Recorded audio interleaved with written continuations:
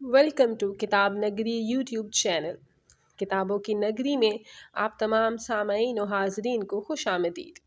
میں ہوں آپ کی میزبان یابندر سلیم، اور آج کتاب نگری لایا ہے آپ سب کے لیے آپ سب کی فیورٹ رائٹر ارم راحیل کے قلم سے نکلی دلوں کو چھو لینے والی تحریر راہی ساتھ چلتے ہیں۔ لیکن آج کی قسط شروع کرنے سے پہلے چینل کو کر لیجئے سبسکرائب، ویڈیو کو کیجئے لائک اور بیل آئیکن کو کلک کرنا نہ بھولیے گا۔ تاخیر کیے بغیر شروع کرتے ہیں آج کی قسط۔ قسط نمبر 2۔ اب کیسی طبیعت ہے روشنی کی؟ بخار اترا؟ زاہدہ کمرے میں آئیں تو انوار صاحب نے پوچھا۔ جی بہتر ہے، سو رہی ہے اب، انہوں نے تھکے ہوئے انداز میں کہا اور بیڈ پر بیٹھ گئی۔ انوار صاحب نے بغور ان کے تھکے ہوئے انداز کو دیکھا تو پوچھے بنا نہ رہ پائے۔ پریشانی ہے کوئی؟ نہیں تو بس روشنی کا سوچ رہی تھی۔ ہم جس چیز کو آسان سمجھ رہے ہیں وہ اس کے لیے آسان بالکل نہیں ہے۔ جانتا ہوں۔ پھر بھی آپ کرنا چاہتے ہیں؟ انوار جانتے ہیں کہ وہ نہیں مان رہی۔ وہ جذباتی ہو کر سوچ رہی ہے اس وقت۔ ساری زندگی یوں ہی نہیں گزر سکتی۔ ہم کتنی دیر زندہ رہیں گے؟ پھر کیا کرے گی وہ؟ کیسے رہے گی اکیلی؟ جانتی تو ہو باہر کیسی دنیا بھری پڑی ہے۔ اکیلی عورت کو کوئی جینے نہیں دیتا۔ اس کے بھلے کو ہی کہہ رہا ہوں۔ ابھی مشکل لگ رہا ہے، شاید ناممکن بھی، لیکن وقت سب مرہم بھر دیتا ہے۔ آہستہ آہستہ سنبھل جائے گی۔ میں نے یہ سب سوچ کر فیصلہ کیا ہے۔ آسان میرے لیے بھی نہیں تھا، انہوں نے تفصیل سے جواب دیا۔ سب باتوں سے واقف تو وہ بھی تھیں اور یہ بھی چاہتی تھیں اس کا گھر بس جائے، جبکہ اس بات پر روشنی راضی نہیں تھی۔ اس لیے جب انہوں نے روشنی سے بات کی، اسے قائل کرنے کی کوشش کی تو اس نے دو ٹوک اور واضح انداز میں انکار کر دیا۔ انہوں نے اس کے بابا کو سب بات بتا دی۔ پھر انوار صاحب نے خود بات کی اور اس کا نتیجہ یہ نکلا۔ پتہ نہیں کیسی قسمت لکھوا کر آئی ہے، جب بھی دیکھتی ہوں اسے دل دکھ سے بھر جاتا ہے۔ کتنی خوش رہتی تھی، ہر وقت ہنستی مسکراتی رہتی تھی۔ اب تو پھر بھی بہت سنبھل گئی ہے۔ شروع میں تو جیسے چپ ہی لگ گئی تھی۔ اتنی فرما بردار ہے ہماری بچی کہ کبھی کسی بات سے بحث نہیں کرتی تھی، جو کہو مان لیتی تھی۔ جب آپ نے دوبارہ شادی کا کہا تو کوئی بحث، کوئی ضد نہیں کی اور شادی کو مان گئی۔ لیکن پھر بھی میں تو اٹھتے بیٹھتے اس کے لیے دعا کرتی رہتی تھی، لیکن اس کے حق میں دعائیں بھی کام نہ آئیں۔ زاہدہ بیگم کی آنکھوں میں آنسو آ گئے۔ کون ماں باپ اپنی اولاد کے لیے غلط سوچتا ہے؟ فاران کے ساتھ رشتہ ختم ہوا تو سوچا کہ اس میں یہی صحیح تھا۔ جب دل راضی نہ ہو تو زبردستی رشتہ بنانے کا کوئی فائدہ نہ تھا۔ زبردستی کے رشتے بوجھ کی طرح ہوتے ہیں، ایسے بوجھ جو نہ چاہتے ہوئے بھی ڈھونا پڑتا ہے۔ لیکن یہ نہیں سوچا تھا کہ دوسری مرتبہ بھی اس کی ازدواجی زندگی ناخوشگوار ہوگی اور ختم ہو جائے گی۔ ہم ماں باپ ہو کر اس کا دکھ محسوس کرتے ہیں تو دل چیرتا ہوا محسوس ہوتا ہے، جبکہ اس نے تو یہ سب اپنی ذات پر سہا ہے۔ پھر بھی اس نے خود کو سنبھال لیا، ہمارے لیے اور ہم نے اس کے لیے۔ انوار صاحب کی آواز بھی بیٹی کے دکھ سے بوجھل ہو گئی۔ یہ انسانی فطرت ہے کہ جو اولاد دکھی ہو وہ خود بخود دل کے زیادہ قریب ہو جاتی ہے۔ بیٹیوں کے دکھ تو ماں باپ کو وقت سے پہلے بوڑھا کر دیتے ہیں۔ انوار صاحب کی بات پر سلمہ بیگم جو آنسوؤں کو روکے ہوئے تھیں برداشت نہ کر سکیں اور رونے لگیں۔ اس بات کو 2 سال سے زیادہ کا عرصہ ہونے والا تھا، لیکن ایسا لگتا تھا کہ ابھی کل کی بات ہے۔ پہلی دفعہ تو انہوں نے قسمت کا لکھا مان لیا تھا، لیکن دوسری مرتبہ بھی ان کی بیٹی کا گھر اجڑ گیا تھا تو ان کے دل پر ہاتھ پڑا تھا۔ پہلی دفعہ لوگوں نے دبے دبے لہجے میں باتیں کی تھی تو دوسری مرتبہ لوگوں نے منہ بھر روشنی پر بدقسمتی کا ٹھپا لگا دیا تھا۔ یہ معاشرے کا اصول ہے کہ جب طلاق ہوتی ہے تو قصور عورت کے حصے میں ڈال دیا جاتا ہے، اور روشنی کے ساتھ یہ دوسری مرتبہ ہوا تھا۔ لوگ دل جوئی کے بہانے گھر آتے اور کریت کریت کر باتیں پوچھتے، ہاتھ مل مل کر افسوس کرتے اور ایک کی چار لگا کر ملنے والوں کو بتاتے۔ وہی باتیں کچھ کی کچھ بن کر ان کے گھر واپس آتی تھیں۔ سلمہ بیگم تو رو پڑتی تھیں، جبکہ انوار صاحب رو بھی نہیں سکتے تھے۔ اگر خود کمزور پڑ جاتے تو ان کو کیسے سنبھالتے؟ وقت کڑا تھا لیکن گزر گیا اور سب سنبھل ہی گئے تھے ایک دوسرے کے لیے۔ رات کی خاموشی 4 سو پھیلی تھی۔ اسٹریٹ لائٹس مدھم سی چل رہی تھی۔ بیڈ روم کی بالکنی میں سگریٹ تھامے کھڑا تھا۔ نگاہیں دور کہیں غیر مرئی نقطے پر جمی ہوئی تھیں۔ سگریٹ کے شعلے نے جب انگلی کو چھوا تو چونکا۔ سگریٹ کو پاؤں تلے مسلا اور اندر آ کر بیڈ پر بیٹھا تو نظریں سائڈ ٹیبل پہ پڑے فوٹو فریم پر پڑیں۔ اسے تصویروں کا بہت شوق تھا، گھر کی کوئی دیوار ایسی نہ تھی جہاں اس نے تصویر نہ لگائی ہو۔ خوبصورت پوزز میں کچھ ان کی کپل فوٹو تھیں، کچھ دونوں کی الگ الگ، یہاں تک جب وہ امید سے تھی تب بھی اس نے پروفیشنل فوٹوگرافر سے فوٹو شوٹ کروایا تھا۔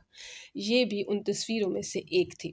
زندگی سے مسکراتا چہرہ، ظرفا فاران، جس کو پانے کے لیے اپنوں سے جنگ لڑا تھا، وہ اس کی محبت تھی۔ وہ اس سے محبت تب ہوئی تھی جب وہ جانتا تھا کہ یہ غلط ہے، لیکن پھر بھی مجبور ہو گیا تھا محبت کرنے پر۔ لیکن محبت مجبوری میں تھوڑی ہوتی ہے، یہ تو بس ہو جاتی ہے بنا سوچے سمجھے، جیسے ذروا کو ہوئی تھی اس سے۔ ایک ساتھ پڑھتے تھے، روز ملتے تھے، دوستی کے رشتے نے کب اپنا رنگ بدلا پتہ ہی نہ چلا۔ ذروا جانتی بھی تھی کہ فاران کا نکاح ہو چکا ہے، لیکن پھر بھی خود کو روک نہ پائی محبت سے، اور جب ہو گئی تو اس محبت کو اپنے تک بھی نہ رکھ سکی۔ فاران سے اظہار محبت کر لیا۔ فاران جانتا تھا لیکن جان کر انجان تھا۔ اس نے ذروا کو جھٹلا دیا، لیکن وقت گزرتے ساتھ اس کو خود بھی احساس ہوا کہ وہ بھی اس سے محبت کرنے لگا ہے، اور فاران سکندر جس کے متعلق سب جانتے تھے جو چیز من کو بھا جائے اسے پا کر ہی رہتا ہے، پھر یہ تو اس کی محبت تھی۔ اس نے سر توڑ کوشش کی، محبت کو پانے کا جنون عروج پر تھا، ذروا کے بغیر جینا ناممکن لگنے لگا تھا، اور آخرکار ذروا کو پا لیا، لیکن روشنی کو طلاق دینے کے بعد، کیونکہ یہ ذروا کی بھی شرط تھی، اور فاران خود بھی اب روشنی کے ساتھ تعلق ختم کر کے ہی اپنی نئی زندگی شروع کرنا چاہتا تھا۔ روشنی کو طلاق دینے سے روکنے کے لیے اس کے گھر اور خاندان والوں نے ہر ممکن کوشش کی تھی، لیکن وہ اسے روک نہ سکے کہ انوار صاحب نے خود ہی رشتہ ختم کرنے کا فیصلہ سنا دیا۔ قسمت میں فاران اور ذروا کا ساتھ لکھا تھا، لیکن کتنا تھا یہ کوئی بھی نہیں جانتا تھا۔ ذروا کی دوستیں اس پر رشک کرتی تھیں کہ فاران اسے دیوانوں کی طرح چاہتا ہے، کہ اسے پانے کے لیے فاران نے راستے میں آئی ہر رکاوٹ کو پار کر لیا تھا۔ اس محبت کا احساس ذروا کے چہرے پر فخر و غرور بن کر جھلکتا تھا، اور یہ سچ بھی تو تھا۔ اس گھر کا کونا کونا ان کی محبت کا گواہ تھا، اور کیوں نہ ہوتا کہ اس کی ہر خواہش پوری کرتا تھا، ناراض ہونے والی باتوں پر بھی ناراض نہیں ہوتا تھا۔ فاران فطرتاً دھیمے اور سلجھے ہوئے مزاج کا تھا، ویسے تو غصہ کم آتا تھا، لیکن جب آتا تو شدید آتا تھا۔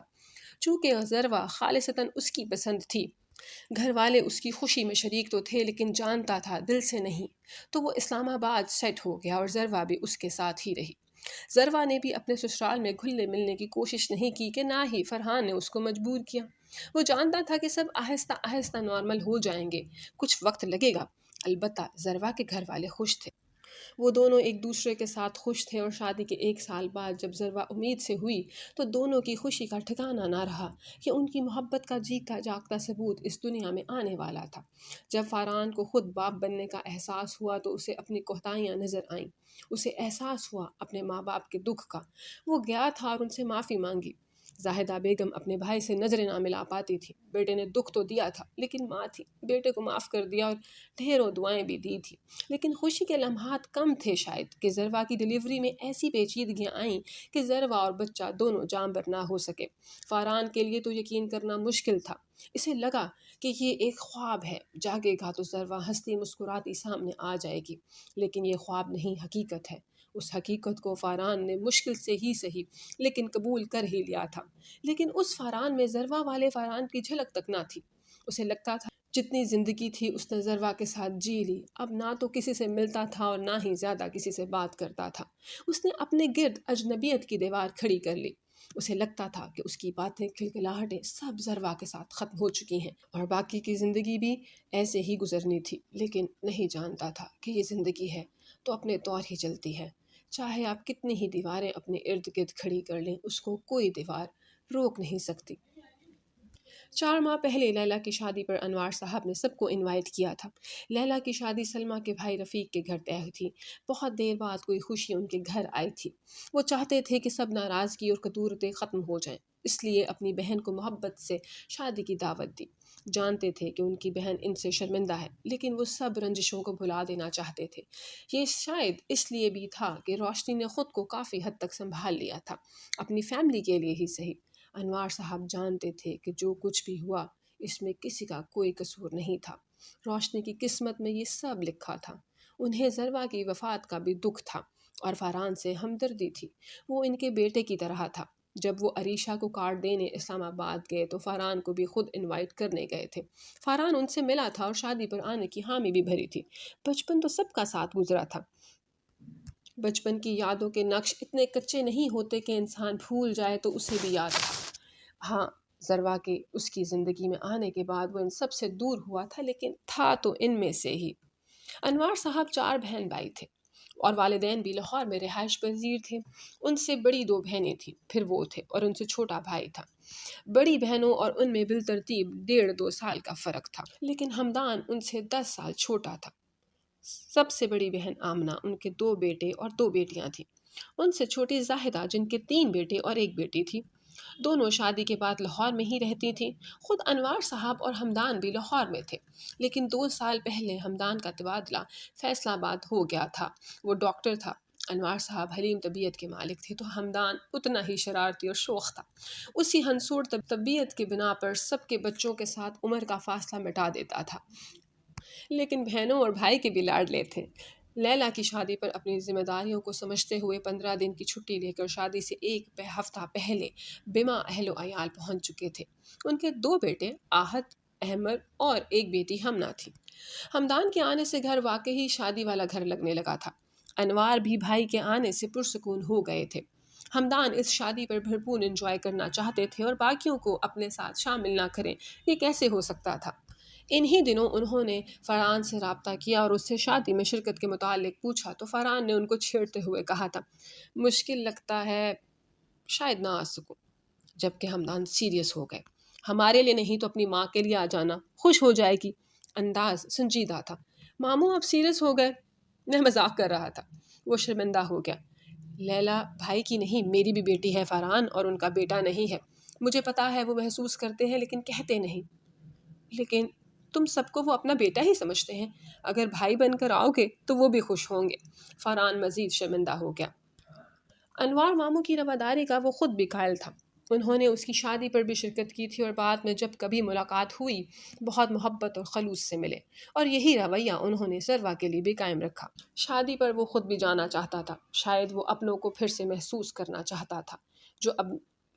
جو اجنبیت کی دیوار اس نے اپنے ارد گرد قائم کی تھی، شاید وہ خود اس دیوار سے بیزار ہو رہا تھا، اور یہ اس لیے بھی تھا کہ وہ ذروا کی جدائی کو قبول کر رہا تھا، یا شاید کر چکا تھا۔ لیکن اس کے پیچھے ایک یہ بھی وجہ تھی کہ اب وہ اپنے والدین کو اور پریشان بھی نہیں کرنا چاہتا تھا۔ ذروا کے بعد وہ اپنے ماں باپ کے لیے ان پہلوؤں پر سوچ رہا تھا جن پر کبھی سوچا نہ تھا، اور نتیجہ یہی نکلا کہ وہ اچھا بیٹا بالکل بھی نہیں ہے، اور اب اچھا بیٹا بننا چاہتا تھا۔ اچھا بیٹا یہ نہیں ہوتا کہ آپ اپنی پڑھائی اچھی کر رہے ہیں، اس معاملے میں آپ اپنے والدین کو تنگ نہیں کرتے، پڑھائی کے بعد اچھی نوکری کرتے ہیں اور اپنی روزمرہ زندگی میں مصروف ہو جاتے ہیں، کہ ایسے آپ ان 2 لوگوں کو بھول جاتے ہیں جن کی محنت اور دعاؤں نے آپ کو اس مقام تک پہنچایا ہوتا ہے۔ باپ اپنی اولاد کو اچھا پڑھانے کے لیے بہت محنت کرتا ہے، وہ اپنی اولاد میں اپنے خوابوں کو دیکھتا ہے جو وہ اپنے لیے پورا نہیں کر سکتا، لیکن والدین کے لیے اچھے بیٹے وہ ہوتے ہیں جو ان کے خوابوں کو پورا کرنے کے ساتھ ساتھ ان کے بڑھاپے میں ان کے ساتھ ہوتے ہیں، انہیں ایک گھر تک محدود کر کے اپنے جہاں تک الگ نہیں بسا لیتے۔ فرحان کو لگتا تھا کہ تیمور بہت لکی ہے، اس نے ماں باپ کو تنہا نہیں چھوڑا، وہ اچھا بیٹا ہے اور وہ خوش بھی ہے، لیکن خوش تو ریحان بھی تھا، جبکہ کچھ عرصہ قبل وہ اسپیشلائزیشن کے لیے باہر گیا تھا، پھر تھوڑی دیر بعد اس نے بیوی بچوں کو بھی بلا لیا تھا۔ فرحان سوچتے سوچتے اپنا موازنہ اپنے بھائیوں سے کرنے لگا۔ ذروا کی وفات کو بھی وہ اللہ کی رضا جان کر قبول کر چکا تھا، پھر بھی کیا وجہ ہے وہ سمجھ نہیں پاتا تھا۔ انہی سوچوں سے نجات پانے کے لیے وہ سوچ رہا تھا کہ گھر والوں کے ساتھ ٹائم گزارے، کہ ماموں انویٹیشن دینے آ گئے تو اس نے اپنے پروگرام میں رد و بدل کیا اور جانے کی تیاری کرنے لگا، اور یہی صحیح تھا کہ گھر آ کے جیسے سکون دل و جاں میں اترا تھا۔ ہم اپنوں سے ناراض ہو کر، خفا ہو کر جتنا بھی دور چلے جائیں، سکون ہمیں کہیں نہیں ملے گا، کیونکہ وہ سکون تو ہم گھر ہی چھوڑ کر چلے جاتے ہیں اپنوں کے پاس۔ گھر والوں کے ساتھ ٹائم گزارنے لگا تو طبیعت پر چھائی بیزاری اور رنجیدگی بھی دور ہونے لگی، اور فرحان کو یہ بدلاؤ خود بھی اچھا لگنے لگا۔ شاید وہ زندگی میں طاری جمود سے اکتا گیا تھا۔ ماں کی گود میں سر رکھے لیٹتا، اور جب زاہدہ اس کے بالوں میں انگلیاں چلاتی تو پتہ نہیں کب وہ نیند کی وادیوں میں گم ہو جاتا۔ بابا اور تیمور سے سیاست، اسپورٹس، دیگر موضوع پر بات چیت کرنے میں وقت پر لگا کر اڑتا۔ ریحان اور ارج سے بھی فون پر بات ہونے لگی۔ ارج اس کی اکلوتی بہن جس کی شادی سکندر صاحب کے کزن کے بیٹے کے ساتھ ہوئی تھی، بہا کر ایبٹ آباد گئی تھی۔ سومیا سے فرمائشی کھانے پکوانے لگا اور بچے بھی بہت خوش تھے کہ ان کو چاچو باہر گھمانے لے کر جاتے ہیں، جبکہ پاپا کے پاس تو ٹائم نہیں ہوتا تھا۔ تو بچوں کا فرمائشی پروگرام نہ ختم ہونے والا تھا۔ گھر میں سب خوش تھے اس بدلاؤ پر۔ آہستہ آہستہ ہی صحیح لیکن وہ زندگی کی طرف واپس آ رہا تھا۔ زاہدہ بیگم تو شکرانے کے نفل پڑھتے نہ تھکتی۔ ذروا کی وفات کے بعد 1.5 سال جیسے وہ ساری دنیا سے تو کیا خود سے بھی خفا تھا۔ انہی دنوں میں سے شام کا وقت تھا۔ ولی اور سیف کو ٹیوٹر پڑھانے آیا تھا۔ سومیا کچن میں تھی، بابا اماں اور وہ لاؤنج میں تھے۔ فرحان ماں کی گود میں سر رکھے لیٹا تھا کہ فرخ فیڈر پکڑے آیا اور غصے سے اسے دیکھنے لگا۔ 2.5 سال کا تھا، گلگتھونا سا، دیکھتے ہی پیار آ جاتا۔ اس وقت بھی غصے سے ہونٹ پینچے اور گال پھلائے بہت کیوٹ لگا۔ کیا ہوا؟ فرحان نے اسے ہاتھ سے پکڑ کر پاس کیا۔ میں نے لیٹنا ہے یہاں دادو پاس۔ وہ رک کر اور اپنی طرف سے غصے میں بولا۔ فرحان نے شرارت سے اسے دیکھا۔ یہ میری ماما ہے، آپ کی دادو نہیں۔ زاہدہ بیگم اور انوار صاحب مسکراتے ہوئے دونوں کو دیکھنے لگے۔ سیف اور ولی اس کے ساتھ گھل مل گئے تھے۔ فرخ چھوٹا تھا تو وہ اس کے زیادہ قریب نہیں ہوا تھا، زیادہ وقت سومیا کے پاس رہتا تھا۔ نہیں، یہ میری دادو ہے۔ اس نے جتنی زور سے سر ہلایا اتنے زور سے یہ بات بولی۔ تو میں بھی آپ کا چاچو ہوں، بولو چاچو۔ فرحان کو فرخ کی اس ادا پر بے ساختہ پیار آیا تو اسے اٹھا کر اپنے اوپر بٹھا لیا اور اس کے گالوں پر پیار کرتے ہوئے بولا اور اسے گدگدی کرنے لگا۔ فرخ کھلکھلانے لگا جبکہ زاہدہ بیگم دل ہی دل میں دونوں کی نظر اتارنے لگی۔ فرحان خود اٹھا اور فرخ کو اپنی جگہ لٹا دیا، ایسے کہ فرخ کا سر اب دادو کی گود میں اور ٹانگیں چاچو کی گود میں تھی۔ وہ مسکراتے ہوئے اب بھی فرخ کو دیکھ رہا تھا اور فرخ بھی۔ دوستی ہو رہی تھی چاچو بھتیجے میں۔ فرحان، جی اماں۔ اماں نے آواز دی تو متوجہ ہوا۔ اماں نے پاس پر صوفے پر بیٹھے سکندر صاحب کو دیکھا تو وہ بھی متوجہ تھے۔ میں نے پوچھنا تھا کہ لیلا کی شادی پر چلو گے؟ وہ جھجکتے ہوئے بولی۔ جی اماں، اب شادی کے بعد ہی اسلام آباد جاؤں گا، بار بار آنا بھی مشکل ہے۔ اس نے جواب دیا تو اماں کے چہرے پر طمانت پھیل گئی، جبکہ وہ پھر فرخ کو چھیڑنے لگا۔ اماں نے سکندر صاحب کی طرف دیکھا اور مسکرا دی، اور سکندر صاحب نے بہت دیر بعد ان کو ایسے مسکراتے دیکھا تھا۔ جی اب مرد و حضرات اپنی تیاری مکمل کیے اپنا ٹولہ بنائے بیٹھے تھے اور ہمدان چاچو سب کی ٹانگیں کھینچ رہے تھے۔ آخر سب اتنے عرصہ بعد خوشی کے موقع پر شریک ہوئے تھے، جبکہ ادھر آمنہ بیگم اور سلمیٰ بیگم لڑکیوں کو ڈانٹنے لگی تھیں جن کی تیاریاں ہی ختم ہونے کا نہیں آ رہی تھیں۔